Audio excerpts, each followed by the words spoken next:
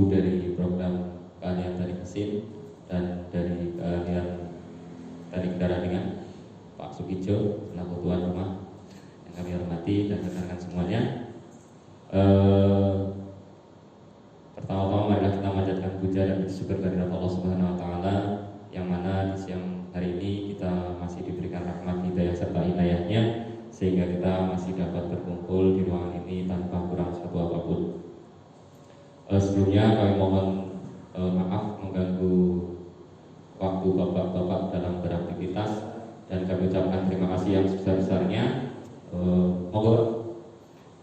Terima kasih yang sebesar-besarnya atas kerawan bapak-bapak semua menyempatkan waktu, meluangkan waktu pada hari ini. Bapak-bapak kami hadirkan di sini dalam rangka ketugasan kami di program guru penggerak. Kami selaku calon guru penggerak 9 Kabupaten Sleman mendapatkan tugas untuk mendefinisikan dalam hal ini materi yang akan kami sampaikan adalah tentang penerapan budaya positif. Sekali lagi kami ucapkan terima kasih atas kehadiran bapak-bapak semua. Namun sebelum kita melanjutkan kegiatan siang hari ini agar kita mendapatkan kelancaran dan mendapatkan ridho dari Allah Subhanahu wa taala, mari kegiatan siang hari ini kita mulai dengan berdoa dengan sikap sempurna, berdoa menurut agama dan kepercayaan masing-masing. Silakan. Doa cukup, terima kasih. Semoga dengan bacaan doa kegiatan pada siang hari ini dapat berjalan dengan lancar tanpa kurang satu apapun. Bapak Ibu, mohon maaf Bapak-bapak, kegiatan siang hari ini sedikit bercerita bahwa saya selaku calon guru penggerak mendapatkan salah satu tugas untuk melakukan aksi nyata, yaitu melakukan berbagi kegiatan baik atau mendiseminasikan tentang penerapan budaya positif.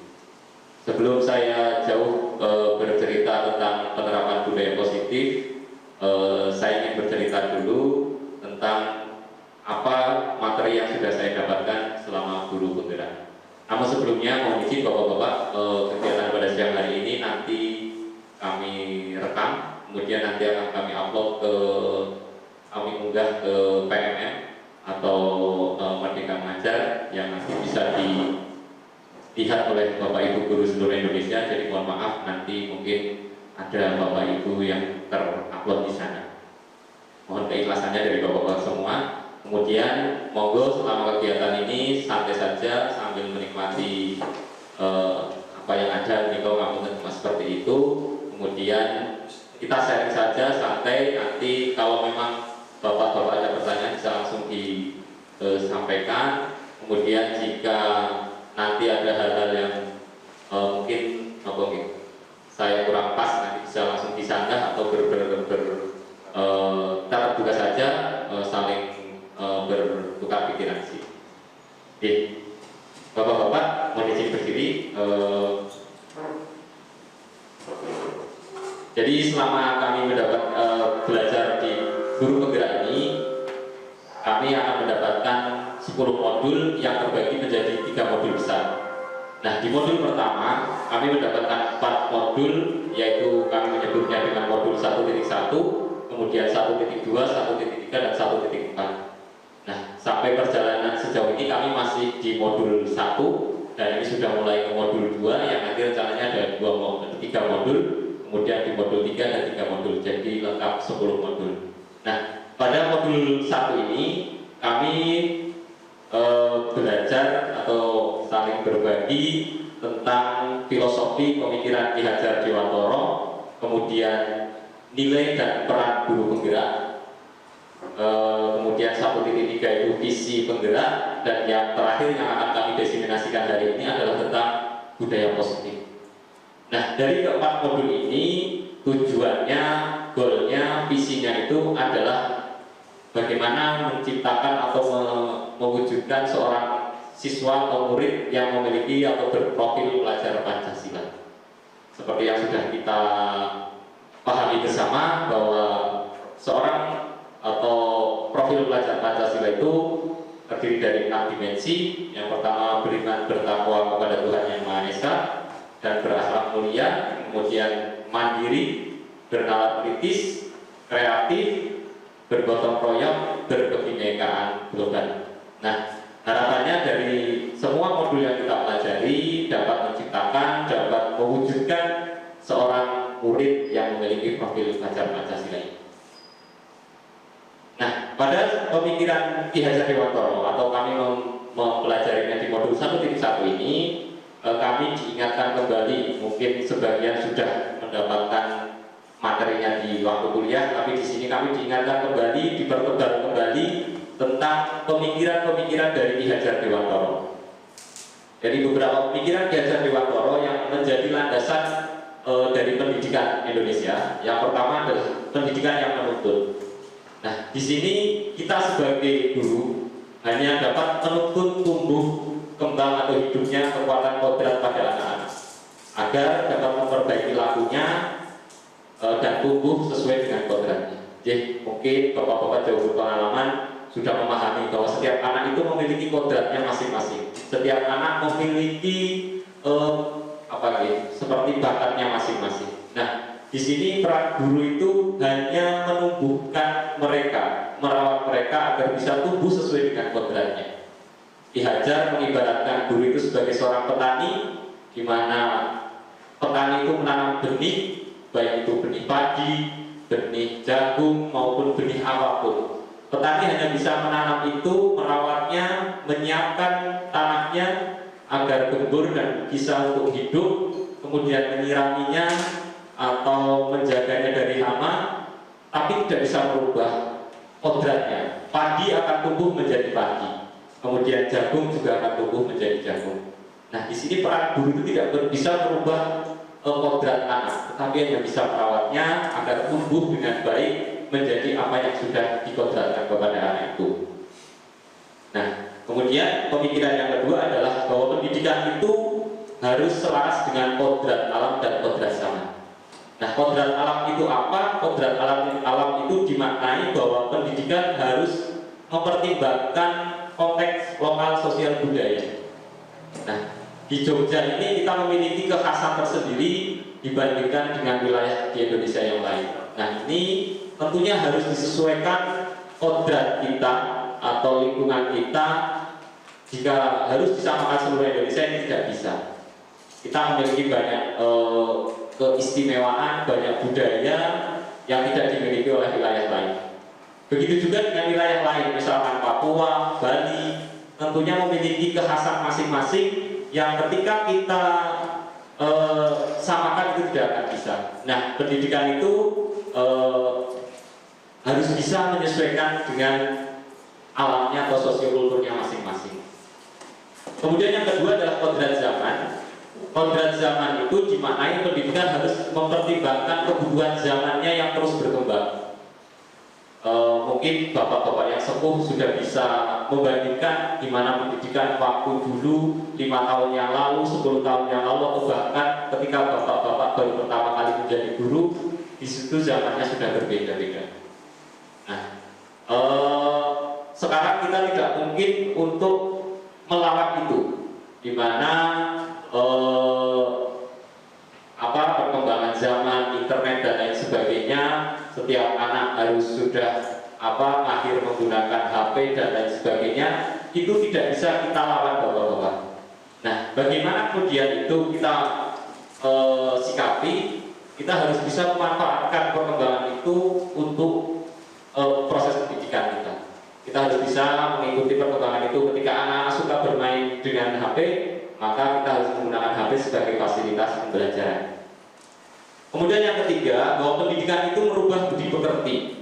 Budi pekerti atau watak karakter yang nanti berpaduan antara gerak pikiran, perasaan, dan kehendak, sehingga nanti menimbulkan tenaga. Nah, budi pekerti juga dapat diartikan sebagai perpaduan cita, rasa, dan karsa. Nah, di sini nanti harapannya ketika anak masuk ke sekolah kita, keluar itu ada perubahan karakternya. Seperti yang sudah menjadi visi sekolah kita, bahwa salah satu visi kita adalah menghasilkan siswa yang berkarakter. Kemudian yang keempat, menghamba pada anak. Nah, di sini bukan berarti guru itu harus nurut dan manut dengan anak, tetapi meletakkan anak atau pendidikan itu harus berorientasi kepada peserta didik atau anak.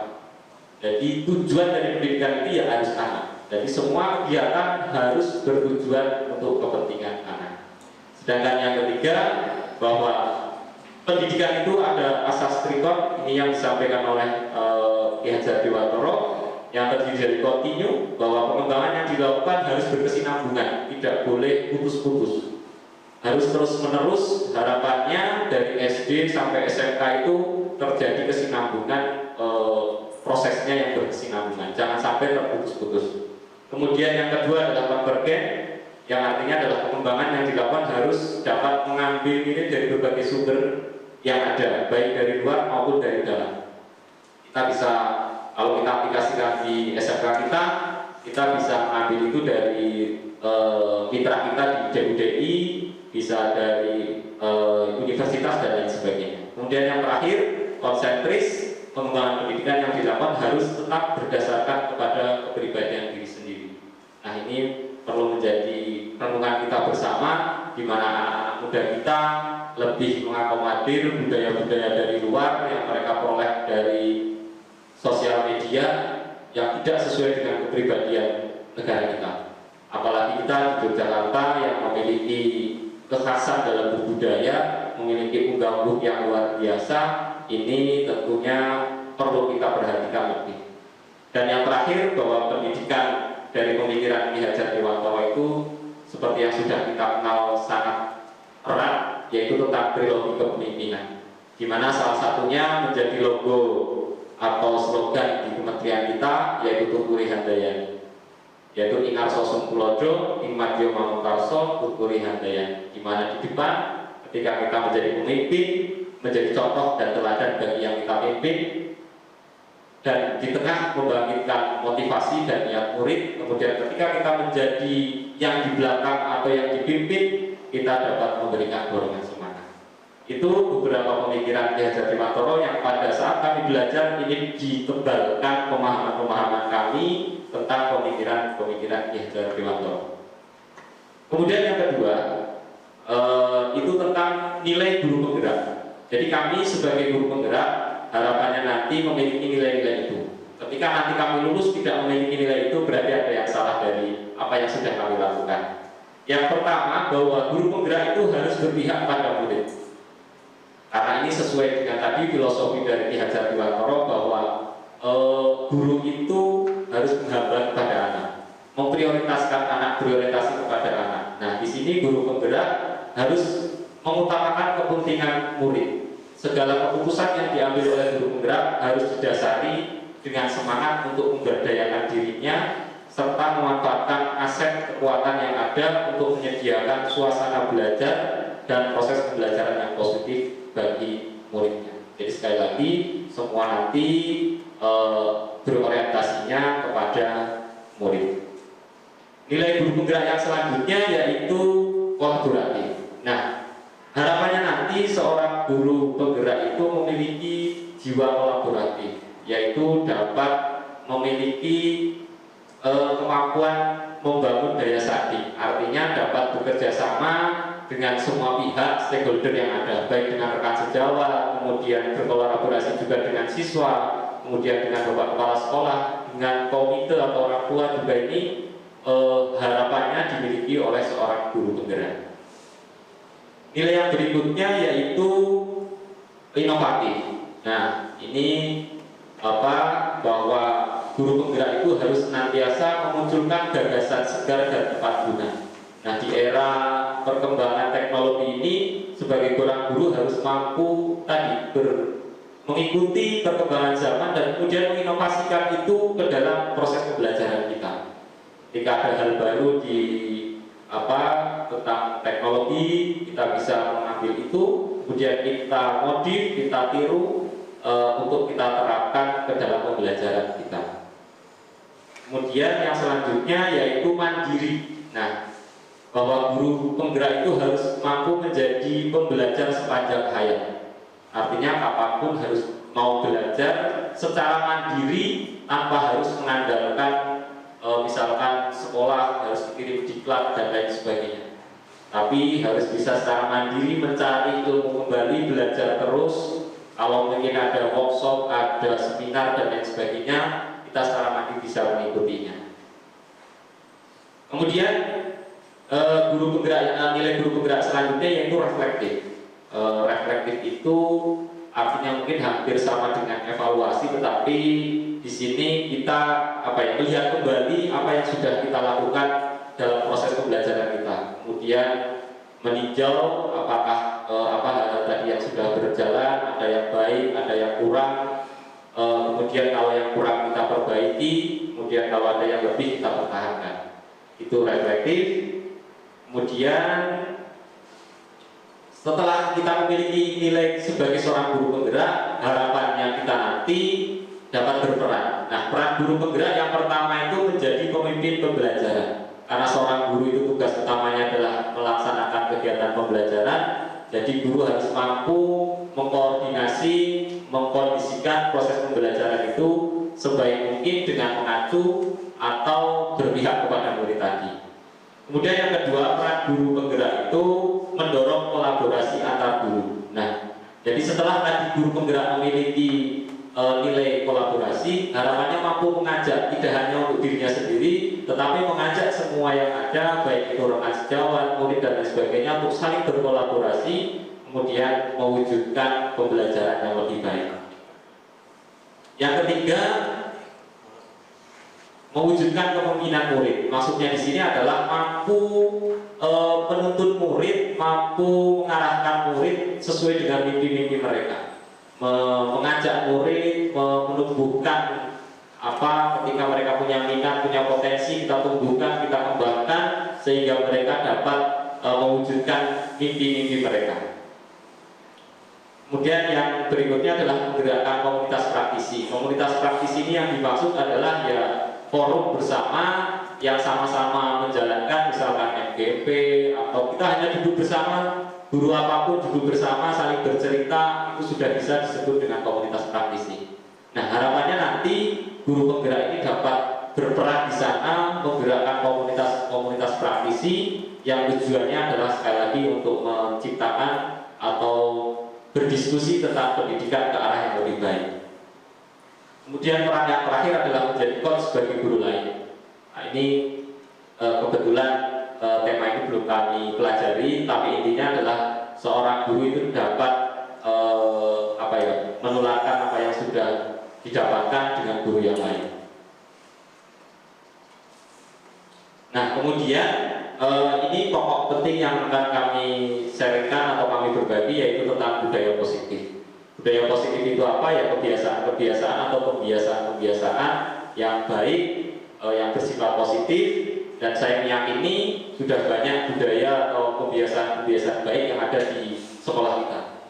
Misalkan pagi-pagi kita ada omong siswa, kemudian ada 5S yang sudah kita terapkan, kemudian di bengkel kita juga menerapkan budaya K3 dengan 5R-nya dan lain sebagainya. Nah, ini sudah banyak yang kita miliki, tetapi harapannya sesuai dengan apa yang ada di standar nasional pendidikan kita, bahwa lingkungan yang positif sangat diperlukan agar pembelajaran yang terjadi adalah pembelajaran yang berpihak kepada murid. Sebagaimana yang tertuang dalam standar nasional tentang standar proses, di situ bahwa proses pembelajaran itu diselenggarakan dalam suasana belajar yang interaktif, inspiratif, menyenangkan, menantang, memotivasi peserta didik untuk berpartisipasi aktif dan memberikan ruang yang cukup bagi prakarsa, kreativitas, kemandirian dengan bakat, minat, dan seterusnya. Nah, ini kita sebagai guru harapannya mampu menciptakan itu di lingkungan sekolah kita. Nah, kemudian ini jadi seorang guru harus mampu menciptakan kondisi belajar yang nyaman dan aman bagi muridnya. Nah, di kami budaya positif ini dapat dijalankan dengan menerapkan beberapa konsep. Yang pertama, konsep disiplin positif dan teori kontrol. Nah, apa itu disiplin positif dan teori kontrol? Nanti itu yang akan kami sharingkan hari ini. Kemudian ada konsep motivasi manusia dalam melakukan sesuatu, konsep kebutuhan dasar manusia, penerapan keyakinan kelas, posisi kontrol guru, dan segitiga restitusi. Nah, apa itu segitiga restitusi? Itu yang nanti kita coba berbagi dengan bapak-bapak semuanya. Kemudian sebelum kita jauh ke sana bapak-bapak, ini ada satu pematik untuk mengingatkan kita tentang teori kontrol. Jadi misalkan Anda dan teman Anda melakukan kegiatan, cobalah buka. Nah, misalkan yang A itu mengepalkan tangannya, kemudian yang B pasangannya itu mencoba untuk membukanya. Boleh dengan rayuan, boleh dengan paksaan dan lain sebagainya. Tidak harus dipraktikkan bapak, tapi kita berandai-andai, berangan-angan ketika itu kita lakukan. Nah, pertanyaan saya, yang A tadi yang mengepalkan itu kira-kira membuka atau tidak nih bapak? Kalau kita paksa, kita rayu, gitu. Misalkan kita teknik pertama kita rayu, membuka. Kira-kira kenapa pak kalau membuka itu? Dia membuka itu dari versinya yang A itu kenapa dia mau membuka? Karena ada permintaan pak. Oke, ada permintaan. Yang lain adakah yang benar pak? Gitu. Jadi gini, tujuannya mengepal itu apakah tidak jelas? Oh ya, nah misalkan di situ ada barang berharga pak, misalkan ya. Ini dikasih barang apa? Ya, misalkan. Sehingga kalau ini diambil, boleh caranya bebas. Bukan minta, jadi kita si A itu punya barang berharga yang dikepalkan, kemudian ada B yang maksanya untuk membukanya. Iya. Ya. Nah itu kalau seperti itu berarti kan ada ada yang membuka juga ada semangat, kemudian Ya. yang Merayu juga ada. Ya. yang apa? Memaksa. Ini juga ada Ya. ada tujuan gitu. Oke. Jadi ditambah ada barangnya. Gitu. Ya. Kira-kira buka betul pak? Kalau ada barangnya, yang tentu saja yang merayu akan berusaha supaya dibuka. Ya. Nah, kalau yang apa, yang dia mempertahankan karena ini permintaan, kalau bisa diambil, kalau nggak bisa ya punya saya, akan selalu mempertahankan gitu. Ya. Jadi akan terjadi suatu apa ya? Ya. Suatu Pertentangan ya, interaksi gitu ya. Iya, terjadi Iya. suatu yang satu ingin buka, yang satu ingin tetap mempertahankan. Baik pak, terima kasih pak. Oke. Jadi kalau kita sebagai yang A, kira-kira kalau kita diminta tapi kita tidak mau itu, oh itu saya nggak mau.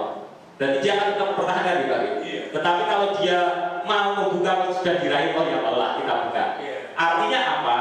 Membuka tangannya itu tergantung dari yang punya tangan, yang mengontrol. Kontrolnya itu di diri yang ada yang punya tangan, bukan dari luar. Meskipun tadi dengan rayuan itu terus kemudian dapat membukanya karena apa? Kontrolnya itu lemah dan bisa diraih. Tetapi ketika keputusan membuka atau tidaknya tetap ada di si A yang mempunyai tangan itu. Nah itu kita koneksikan dengan teori kontrol dari Dr. William Glasser bahwa di sana ada ilusi guru dapat mengontrol murid. Ternyata itu hanya ilusi bapak. Pada dasarnya kita tidak dapat memaksa murid untuk berbuat sesuatu jika murid tersebut memilih untuk tidak melakukan sesuatu. Kita koneksikan dengan kasus yang kita sudah dekat dengan anak-anak kita yang berkelebihan. Mereka meskipun sudah kita paksa ternyata untuk nyuri-nyuri. Kita buat aturan dan lain sebagainya tetap nyuri, mencari kesempatan untuk melakukan hal itu. Nah di sini menurut teori kontrol ini karena mereka bukan dari dalam dirinya, tetapi mereka hanya karena dari aturan sekolah atau dimarahi oleh tim tatip dan lain sebagainya. Nah di sini yang dimaksud dengan teori kontrol itu bahwa guru itu tidak bisa mengontrol murid, tetapi murid sendirilah yang mengontrol perilaku mereka. Nah guru hanya mengarahkan itu. Guru hanya menjaga itu agar murid dapat ada di jalur yang benar. Nah itu nanti akan kita pelajari sharing bersama-sama sampai ke belakang. Kemudian tadi adalah teori kontrol, kemudian disiplin. Disiplin itu apa sih? Nah ini juga dulu mungkin saya terkait, kalau saya bilang disiplin itu selalu terkait dengan aturan, tertib dan lain sebagainya. Nah tetapi disiplin itu berasal dari kata Latin disiplina yang artinya belajar. Nah juga berasal dari kata yang sama display atau murid atau pengikut. Nah untuk menjadi murid atau pengikut seseorang harus paham betul alasan mengapa mereka mengikuti ajaran tersebut. Nah karena mereka paham termotivasi dari dalamnya sendiri. Ketika tahu bahwa berkelahi itu, tawuran itu tidak baik, bukan karena aturan bahwa berkelahi itu tidak baik, tetapi mereka paham sendiri ketika tawuran itu membahayakan diri sendiri. Nah, motivasi itu, disiplin itu yang diharapkan dari disiplin positif di sini. Bahwa motivasinya itu terbangun dari dalam dirinya, bukan dari aturan yang ada di lingkungan sekolah itu. Nah, ini selaras dengan apa yang disampaikan oleh Ki Hajar Dewantoro, bahwa di situ sesungguhnya disiplin itu bersifat self disiplin, yaitu kita wajib sekeras-kerasnya untuk dari dalam dirinya. Nah, nanti jika itu tidak memiliki, barulah penguasa lain yang mendisiplinkan kita. Artinya barulah ada aturan-aturan di sekitar kita yang mendisiplinkan kita. Tetapi pokok yang pertama adalah itu dari dalam dirinya. Itu jadi apa yang disampaikan tadi oleh dari bahasa Latin itu ternyata sudah selaras dengan apa yang disampaikan oleh Ki Hajar Dewantoro. Nah, tadi disiplin positif, kemudian yang kedua yaitu tentang teori motivasi. Nah, jadi teori motivasi ini yang melatar belakangi setiap manusia, baik itu guru, siswa dan lain sebagainya, itu melakukan suatu hal. Misalkan kita Bapak Ibu guru berangkatnya selalu pagi. Nah, itu motivasinya apa? Apa karena biar tidak merah atau karena yang lain? Nah, ternyata teorinya mengatakan bahwa motivasi itu ada 3. Yang pertama adalah untuk menghindari ketidaknyamanan atau hukuman. Nah, mungkin ini yang paling lemah dibandingkan motivasi yang lain dalam melakukan tindakan. Jadi seperti tadi saya contohkan, anak berangkat itu hanya takut sama Pak Fajar, takut pagi-pagi dihukum dan lain sebagainya, takut kena poin dan lain sebagainya. Nah, itu merupakan tingkatan yang paling rendah, yaitu menghindari ketidaknyamanan atau hukuman. Kemudian yang berikutnya adalah untuk mendapatkan imbalan atau penghargaan dari orang lain, mendapatkan reward, mendapatkan pengakuan, mendapatkan kalau sekolah rajin itu pengen ranking dan lain sebagainya. Kalau Bapak Ibu guru tertib itu dapat penghargaan Bapak guru itu nggak ada gitu. Atau dapat penghargaan dari Bapak Kepala Sekolah, dia mendapatkan pujian dan lain sebagainya. Itu motivasi yang kedua. Kemudian motivasi yang ketiga ini yang dari dalam dirinya sendiri, yaitu untuk menjadi orang yang mereka inginkan, menghargai diri sendiri dengan nilai-nilai yang mereka percaya. Misalkan kita berangkat pagi sebelum jam 7 bukan karena menghindari hukuman, bukan karena ingin mendapatkan pujian dari Bapak Kepala Sekolah atau guru yang lain, tapi benar-benar ingin menunjukkan bahwa saya itu orangnya disiplin. Saya itu saya punya kepercayaan disiplin itu menjadi teladan anak-anak kita. Nah, saya adalah dari ketiga motivasi tadi, kira-kira perilaku murid-murid kita ini di sekolah kita masih yang mana? Masih yang pertama? Yang kedua? Pertama, ya, saya juga menilainya masih seperti itu. Nah, ini yang menyebabkan anak-anak itu karena dari 3 motivasi ini, yang pertama dan yang kedua itu masih dari luar, pengaruh dari eksternal. Nah, sedangkan yang ketiga ini benar-benar dari intrinsik dari dalam dirinya. Nah, kemudian bagi ini banyak ada tim tatip atau mungkin Bapak Ibu guru yang menemui murid-muridnya yang tidak disiplin, kira-kira strategi apa yang selama ini Bapak Ibu terapkan? Misalkan diberi hukuman kah? Atau diberi pujian kah? Atau untuk memotivasi ini nanti ada hadiah misalkan yang bisa nilai 100 kita beri 100.000 dan lain sebagainya. Ada yang seperti itu Bapak? Ada yang dihukum ya? Ya, saya sendiri sebelum mengikuti pembelajaran ini cenderung ketika anak telah mengerjakan tugas, ya ada hukumannya. Ketika anak masuk terlambat karena kita di SMK, kita pusapkan. Kita suruh pusap terlambat 5 menit ya 5 kali, terlambat 15 menit 15 kali dan seterusnya. Itu dulu saya juga seperti itu. Nah, ternyata setelah saya mempelajari tentang ilmu konsep-konsep yang ada di disiplin positif ini atau budaya positif ini, itu hanya memaksa anak dari luar saja. Harapannya nanti setelah kita bersama-sama sharing di sini, kita dapat menumbuhkan anak untuk memiliki kesadaran itu. Kesadaran dari dalam dirinya untuk melaksanakan itu karena ada makna-makna tersendiri yang mereka yakini. Jadi bukan karena paksaan, bukan karena hukuman, ataupun bukan karena mengharapkan imbalan.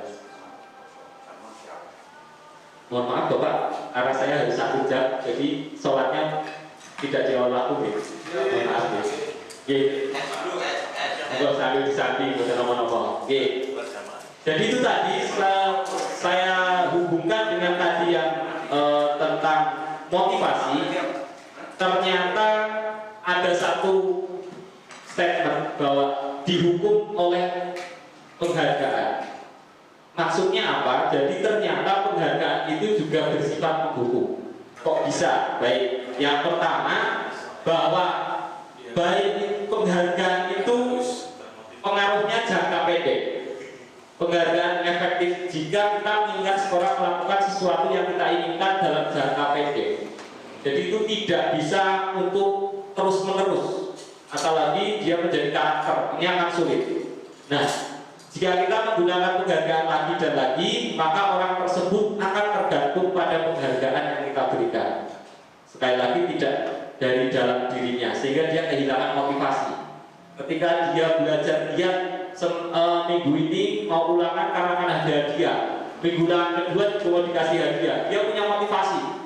Tetapi setelah ulangan ketika kita sudah tidak ada hadiah, dia akan kehilangan motivasi itu, sehingga tidak bisa berpengaruh dalam jangka panjang.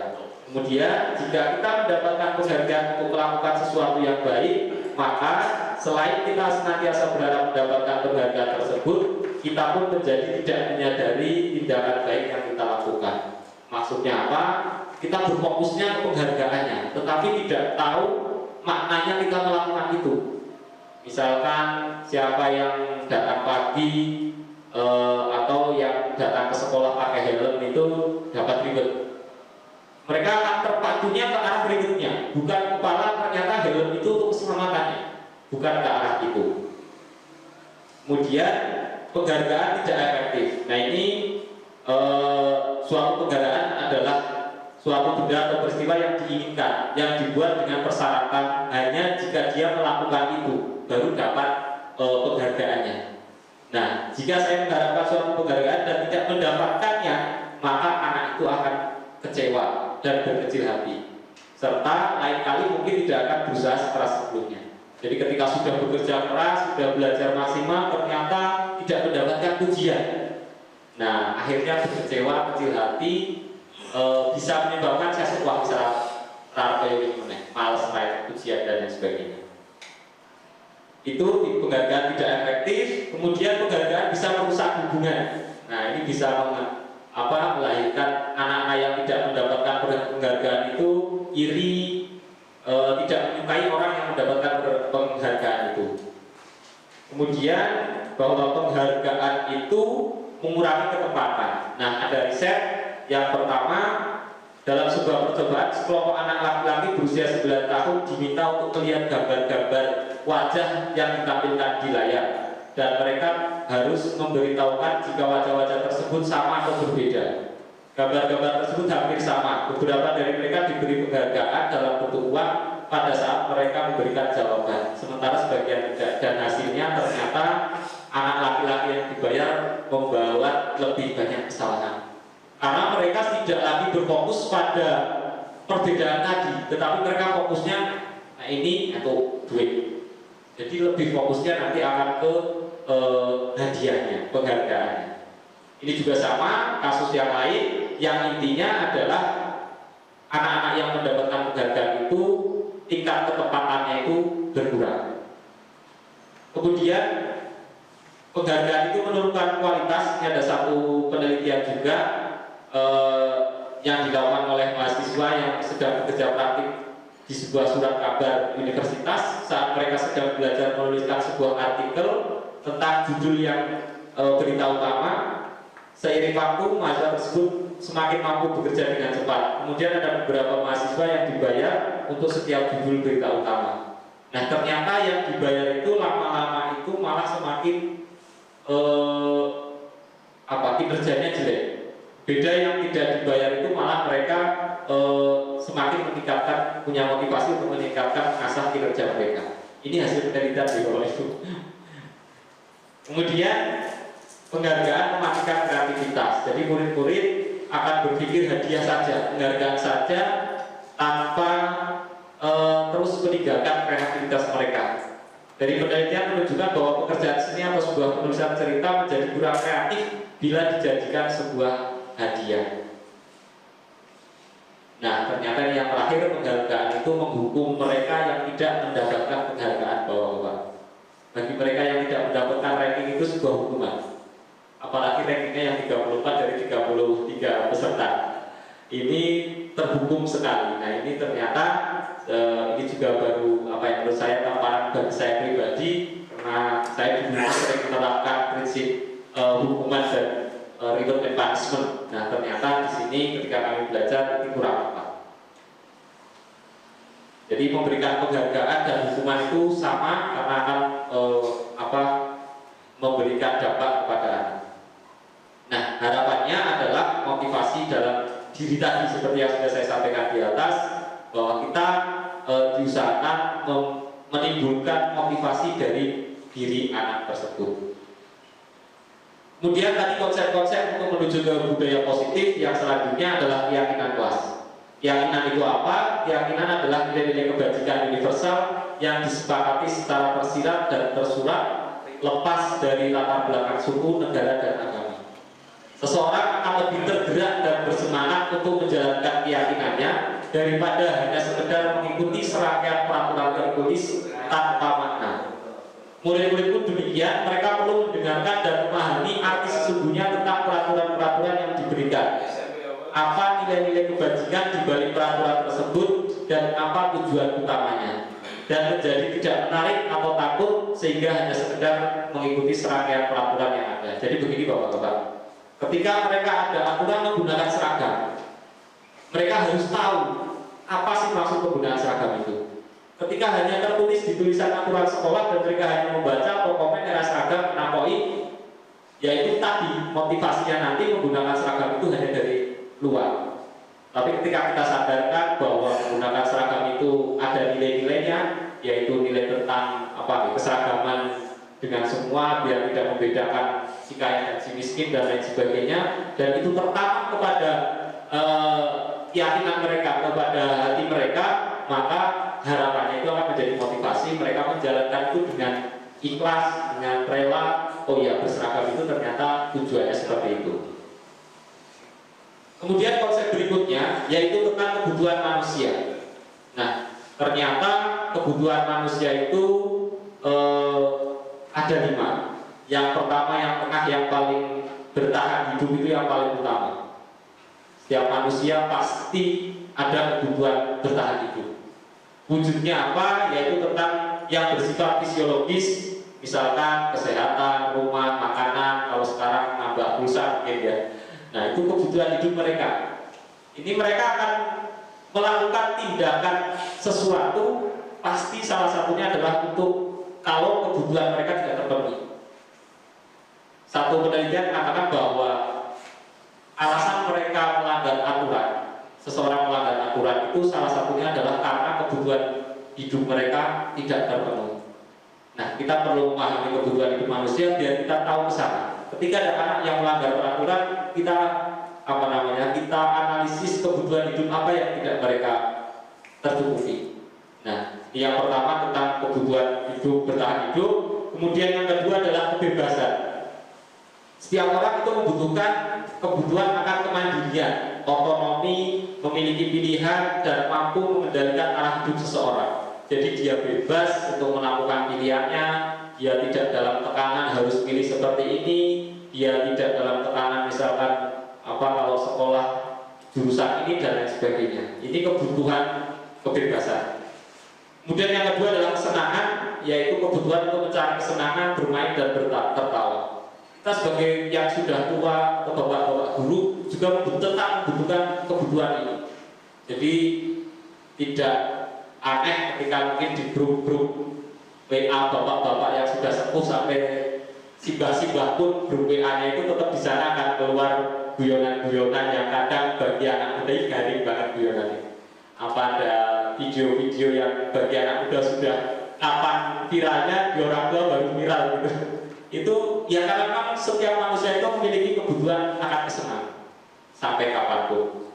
Kemudian yang berikutnya adalah kebutuhan akan kasih sayang, kebutuhan hubungan atau koneksi sosial, kemudian untuk memberi dan menerima kasih sayang dan lain sebagainya.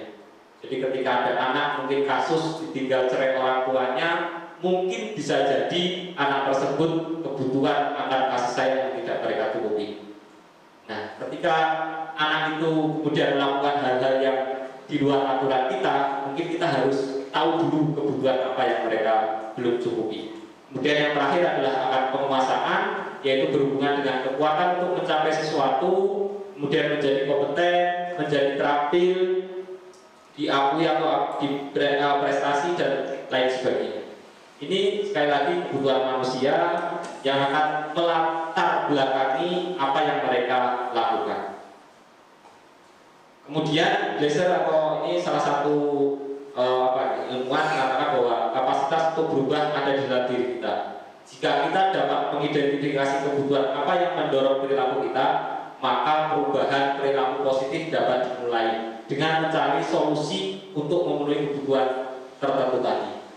Doai sekali lagi dengan cara yang positif. Jadi gambarannya adalah tadi ketika anak itu kurang kebutuhan akan kasih sayangnya, kita cari, kita penuhi dulu kebutuhan itu, kemudian kita mulai dengan perilaku yang positif.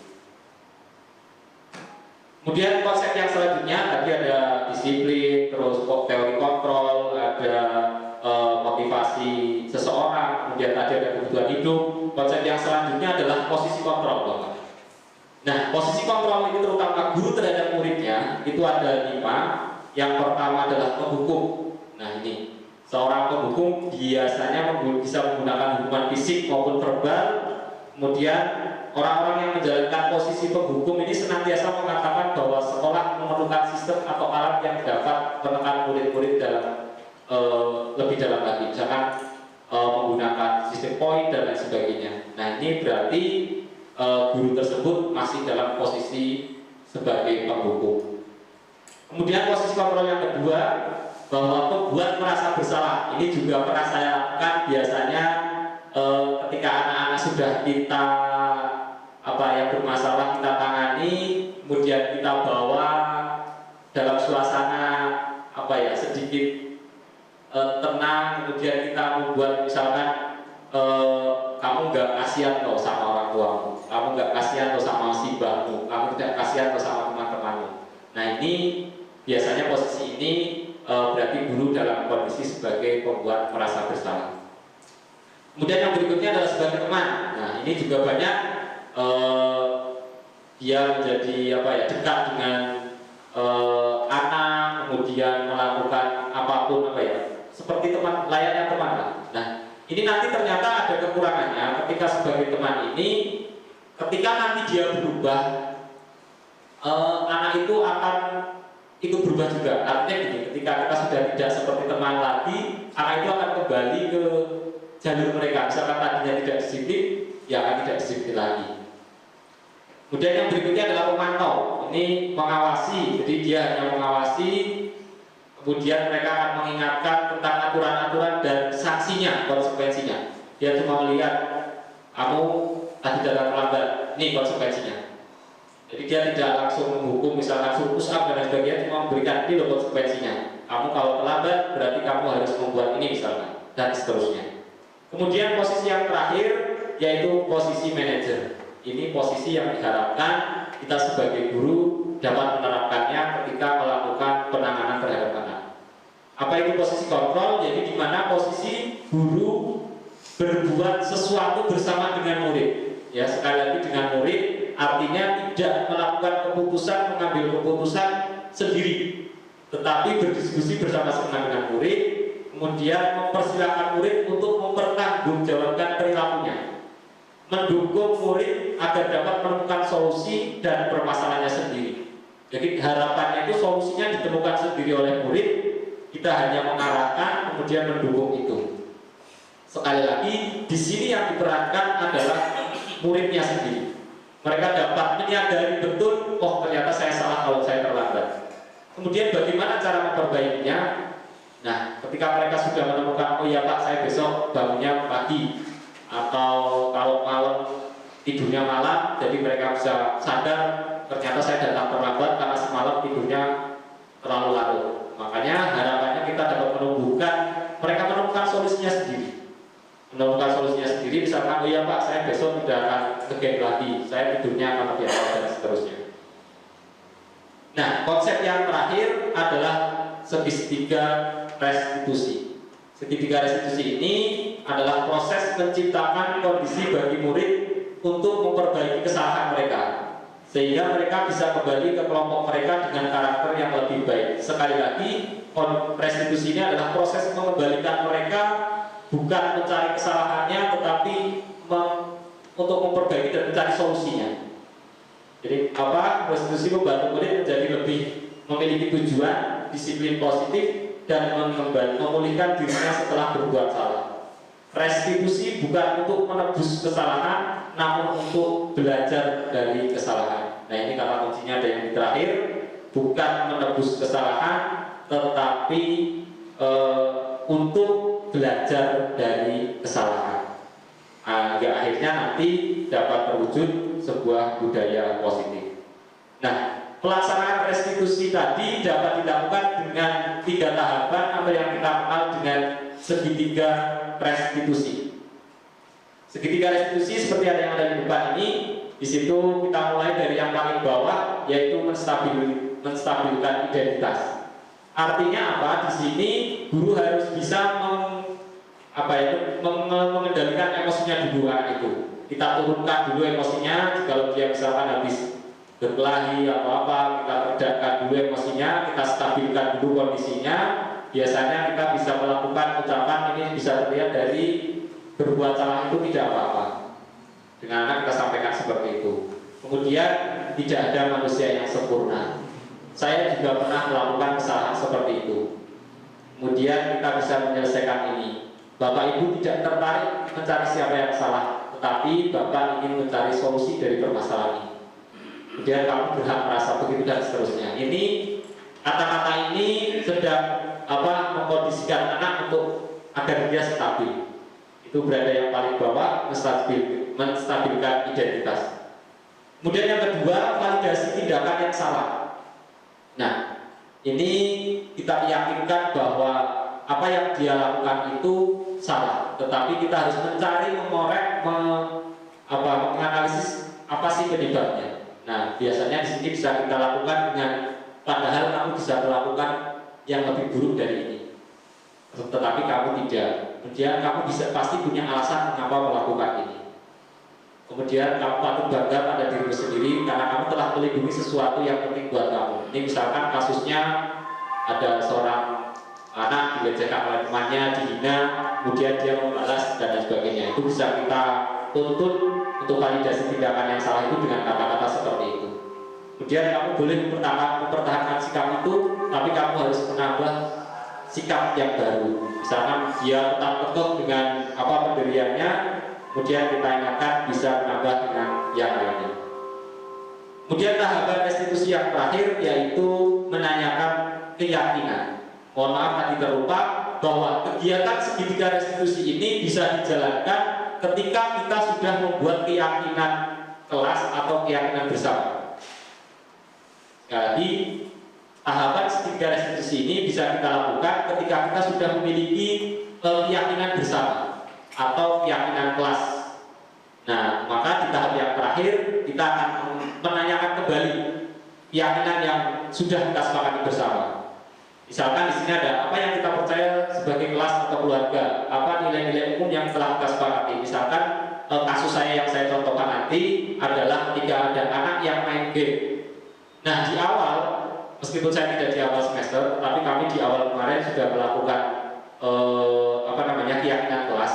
Nah, pada saat keyakinan kelas itu salah satunya adalah saling menghormati dengan cara salah satunya tidak main game ketika sedang praktek menggambar. Nah, ketika kasus itu terjadi, dia main game, kemudian sudah saya stabilkan, kemudian saya validasi kesalahannya, kemudian saya kembalikan menanyakan apakah ada keyakinan kelas kita yang belum kamu lakukan. Nah, harapannya anak terus tersadar kembali kepada keyakinan kelas yang sudah kita sepakati.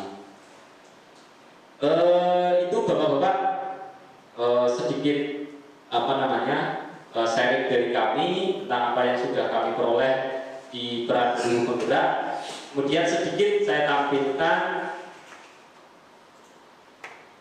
ini adalah proses keyakinan, pembentukan keyakinan kelas yang saya lakukan, tapi mohon maaf ternyata kamera saya mic-nya tidak berfungsi dengan baik. Intinya di sini tahapannya untuk membuat keyakinan kelas. Yang pertama adalah memberikan penjelasan apa itu tentang keyakinan kelas. Seperti yang tadi saya contohkan di sini adalah ketika ada aturan naik kendaraan itu menggunakan sepeda motor, apa yang dipercaya orang? Misalkan gini, jadi orang-orang kan sudah yakin bahwa kalau berkendara itu tidak pakai helm itu keselamatannya yang terancam. Nah, harapannya pada saat pembentukan keyakinan kelas itu, keselamatan itu, nilai keselamatan itu yang tertanam di anak. Jadi bukan aturannya. Nah, ini di awal ini saya menjelaskan tentang apa itu keyakinan. Kemudian saya menyuruh anak untuk menuliskan aturan-aturan yang mereka inginkan selama pembelajaran dengan saya. Setiap anak boleh menuliskan lebih dari satu. Nah, setelah menuliskan ini ternyata hasilnya banyak. Nah, itu anak-anak menulis aturannya masing-masing. Kemudian tahapan yang kedua adalah mengelompokkan aturan-aturan yang dibikin anak. Ini ada yang tidak boleh main HP, tidak boleh nge-game, tidak boleh datang terlambat, kemudian boleh minum ketika gambar, boleh menyalakan musik, karena di kami kebetulan musik itu bebas pada saat menggambar, kecuali pada saat saya menerangkan. Jadi ada yang buat seperti itu, ada yang tiketnya dilaksanakan sesuai jadwal dan lain sebagainya. Kita kumpulkan yang sama. Kemudian tahapan berikutnya adalah merubah kalimat negatif menjadi positif. Misalkan ketika kita ada aturan di situ tidak boleh datang terlambat, maka kita ubah aturan itu menjadi datang tepat waktu. Tidak boleh nge-game pada saat pembelajaran, kita ubah menjadi menggunakan HP untuk kegiatan pembelajaran. Intinya semua aturan yang bersifat negatif kita ubah menjadi positif. Kemudian setelah dirubah, kita tuliskan nilai kebajikan yang ada pada aturan-aturan tadi. Misalkan kalau yang tidak boleh nge-game itu berarti kita saling menghormati dengan teman, saling menghormati dengan guru. Karena ketika nge-game berarti tidak menghormati guru. Nah, poin itu yang kita catat. Keyakinan kelasnya itu yang kita catat. Misalkan ada yang sama, tidak boleh makan di kelas, berarti saling menghormati, itu yang kita catat. Kemudian datang tepat waktu, berarti itu disiplin, yang kita catat untuk disiplin. Yang terakhir dari yang kita sepakati tadi, kita tuliskan, kemudian anak-anak nanti menandatangani kesepakatan yang sudah dibuat. Ya, intinya nanti di situ, terus kemudian menandatangani ke depan masing-masing. Keyakinan ini harapannya kemudian kita tempel, kemudian selalu diingatkan kepada anak-anak bahwa kita sudah sepakat memiliki kesepakatan kelas yang sama. Jadi tadi seperti misalkan menghormati, berarti indikatornya tidak boleh makan di kelas dan lain sebagainya. Nah, kemudian setelah kita memiliki keyakinan kelas tadi, baru jikalau di perjalanan ada anak yang tidak sesuai dengan keyakinan kita buat, kita bisa menerapkan restitusi segitiga restitusi tadi. Ini adalah salah satu contohnya. Ini kasusnya adalah anak datang terlambat, tapi hanya skenario bapak-bapak.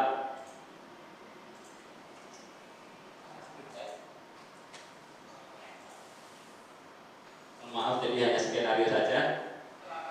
Ya, ini ada satu orang datang terlambat, kemudian kita abaikan dulu yang penting pokoknya biarkan saja, yang penting dia masuk dulu, baru nanti kita panggil, kemudian kita melakukan tahapan restitusi tadi.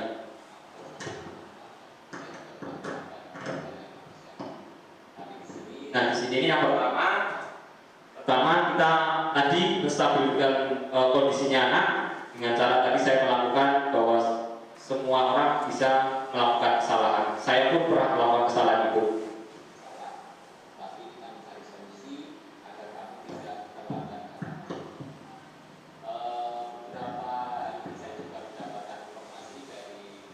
Tapi sekali lagi kasusnya masih skenario di Bapak Ibu, jadi tidak real. Mungkin anaknya juga yang menjawabnya tidak masih bisa kontrol. Kalau nanti kita menjawab dengan hal yang lain dari anak, itu yang perlu pembelajaran kembali. Ini kita cari alasannya apa.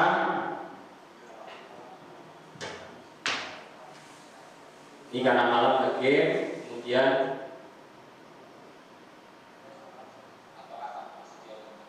nah ini tahapan yang kedua.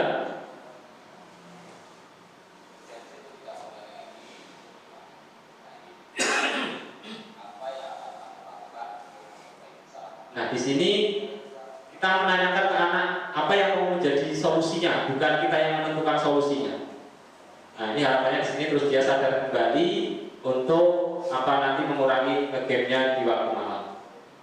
Kemudian yang terakhir kita ingatkan anak tentang keyakinan apa yang sudah kita bentuk tadi untuk datang tepat waktu. Nah itu satu tapi saya meyakini mungkin tidak semua kasus dapat dilakukan dengan restitusi atau tidak semua kasus dengan sekali tahapan restitusi itu bisa. Bisa jadi kegiatan itu harus diulang 3 kali oleh restitusi dan lain sebagainya. Tapi sekali lagi harapannya dari segitiga restitusi ini bahwa ketika kesadaran mereka dari dalam diri itu akan menumbuhkan motivasi dari dalam, kemudian itu akan menjadi dasar fondasi anak untuk berubah menjadi positif, bukan karena dari luar, dari aturan, dari hukuman dan lain sebagainya. Itu bapak-bapak kegiatan yang bisa saya sharing. Mungkin ada bapak-bapak yang mau memberikan umpan balik, berkomentar, monggo Pak Fajar.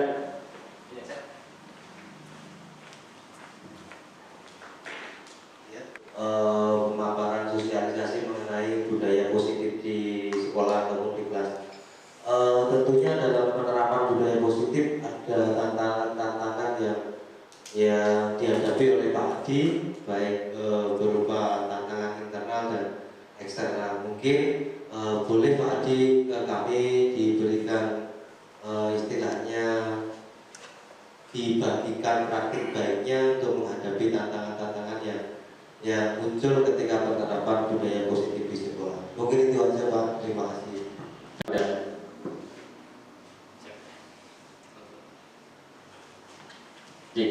Salah satunya memang keterampilan kami karena ini hal yang baru dari kami dan saya pribadi itu terbiasa dengan tadi hukuman punishment dan reward ini menjadi merubah dari diri saya sendiri masih perlu.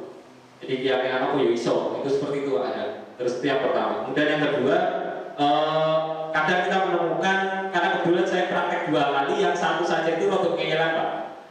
Nah rodok ngeyelan ini juga sulit untuk mengarahkan dia untuk tadi menyadari bahwa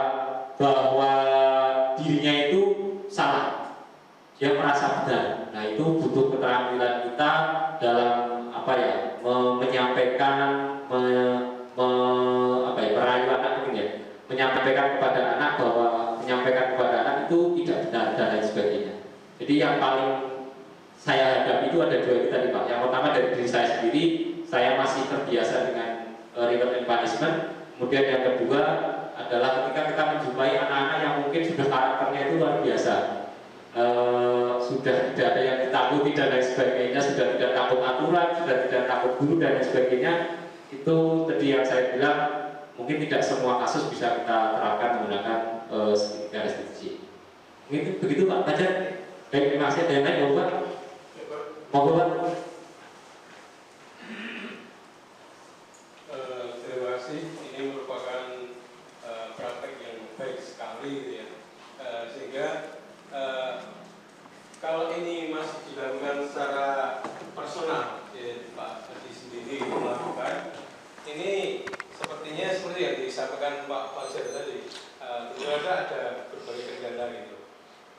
kami mengharapkan sebagai orang tua yang karena tahun depan udah pensiun itu, praktek ini bisa dilakukan secara paralel.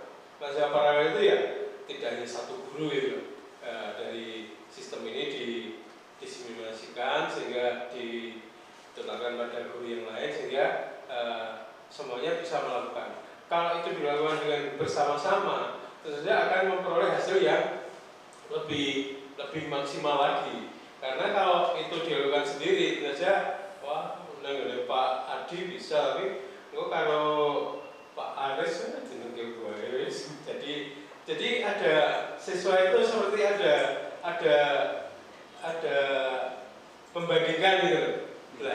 Iya, Nitani membandingkan gitu dengan pembandingan seperti itu nanti itu udah berarti yang bagus. Pak Adi, ini disiapkan dulu. Kalau di guru yang lain akan tidak seperti itu, jadi kurang bagus. Untuk itu ketika ini dipraktekkan, maka pertama bisa dilakukan secara paralel bersama-sama dengan guru-guru yang lain juga melakukan, dan juga dipikirkan yang Pak Adi sampaikan tadi. Jadi kontrolnya bagaimana gitu. Karena sesuatu program yang baik kalau itu sekedar dilakukan tanpa kontrol, tanpa evaluasi, nanti juga akan selesai gitu aja. Gitu aja Pak yang kami sampaikan. Kalau ada kurang mohon maaf. Lagi, Pak.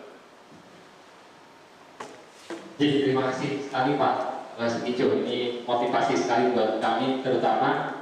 Jadi memang betul Pak, itu juga pernah kami diskusikan dengan anak ya seperti itu.